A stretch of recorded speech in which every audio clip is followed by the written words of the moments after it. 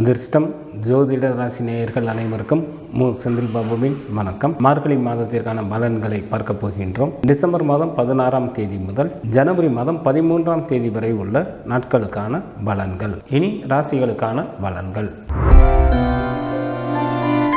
மற்றவர்களிடம் நேர்மையை எதிர்பார்க்கக்கூடிய துலாம் ராசி அன்பர்களே, தங்களது ராசிக்கு 3ஆம் இடத்தில் சூரியனும், ராசிக்கு 2 மற்றும் 3ஆம் இடத்தில் புதனும், ராசிக்கு 4 மற்றும் 5ஆம் இடத்தில் சுக்கிரனும், ராசிக்கு 6ஆம் இடத்தில் ராகு பகவானும், ராசிக்கு 10ஆம் இடத்தில் செவ்வாயும் அமர்ந்து இருப்பதால் துலாம் ராசி அன்பர்கள் மேற்கொள்ளும் நல்ல முயற்சிகளில் பல வெற்றிகளை பெறுவீர்கள்.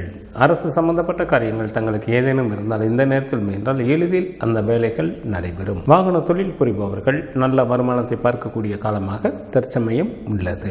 வீடு மங்கலம், புதுமனை குடி போகலாம். ஏதேனும் வழக்குகள் தங்களுக்கு கோர்ட்டில் நடைபெற்றுக் கொண்டிருந்தால் அவற்றில் தங்களுக்கு சாதகமாக தீர்ப்புகள் கிடைக்கும். எதிரிகளை வென்று காரியங்களை சாதிப்பதும் நடக்கும்.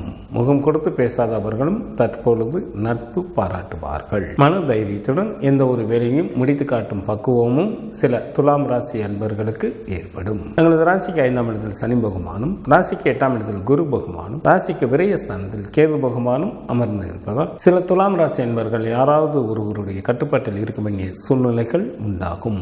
எதிலும் பொறுமை காப்பது மிகவும் நல்லது. பண விஷயத்தில் யாருக்கும் ஜாமீன் கையெழுத்து போட வேண்டாம்.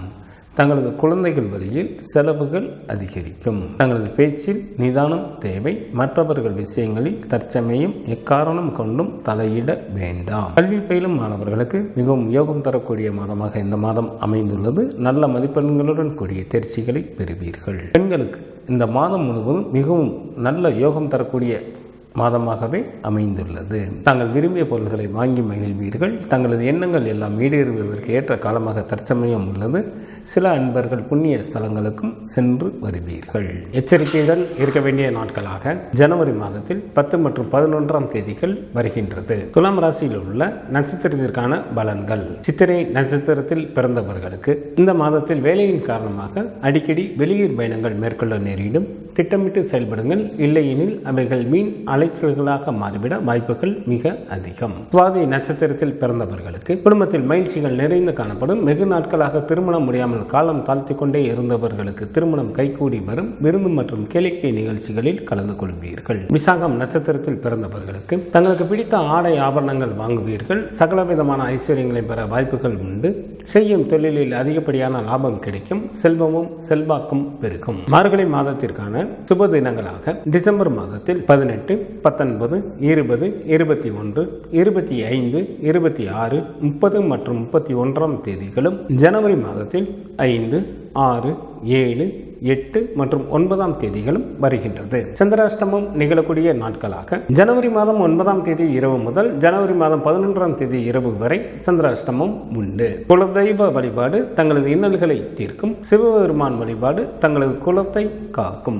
டிசம்பர் மாதம் 16ஆம் தேதி முதல் ஜனவரி மாதம் 13ஆம் தேதி வரை உள்ள மார்கழி மாதத்திற்கான சுபமுகூர்த்த தினங்கள். மார்கழி மாதத்திற்கு 3ஆம் தேதி, டிசம்பர் மாதத்திற்கு 18ஆம் தேதி புதன் கிழமையும், மார்கழி மாதத்திற்கு 7ஆம் தேதி, டிசம்பர் மாதத்திற்கு 22ஆம் தேதி ஞாயிற்றுக்கிழமையும், மார்கழி மாதத்திற்கு 10ஆம் தேதி, டிசம்பர் மாதத்திற்கு 25ஆம் தேதி புதன் கிழமையும், மார்கழி மாதத்திற்கு 17ஆம் தேதி, ஜனவரி மாதத்திற்கு 1ஆம் தேதி புதன் கிழமையும், மார்கழி மாதத்திற்கு 18ஆம் தேதி, ஜனவரி மாதத்திற்கு 2ஆம் தேதி வியாழக்கிழமையும், மார்கழி மாதத்திற்கு 19ஆம் தேதி, ஜனவரி மாதத்திற்கு 3ஆம் தேதி வெள்ளிக்கிழமையும், மார்கழி மாதத்திற்கு 22ஆம் தேதி, ஜனவரி மாதத்திற்கு 6ஆம் தேதி திங்கட்கிழமையும், மார்கழி மாதத்திற்கு 28ஆம் தேதி, ஜனவரி மாதத்திற்கு 12ஆம் தேதி ஞாயிற்றுக்கிழமையும் சுபமுகூர்த்த தினங்களாக வருகின்றது. மார்கழி மாதத்திற்கான விரத நாட்கள். சுக்லபட்ச சதுர்த்தி திதியானது ஜனவரி மாதம் 3ஆம் தேதி வருகின்றது. சுக்லபட்ச சஷ்டி திதியானது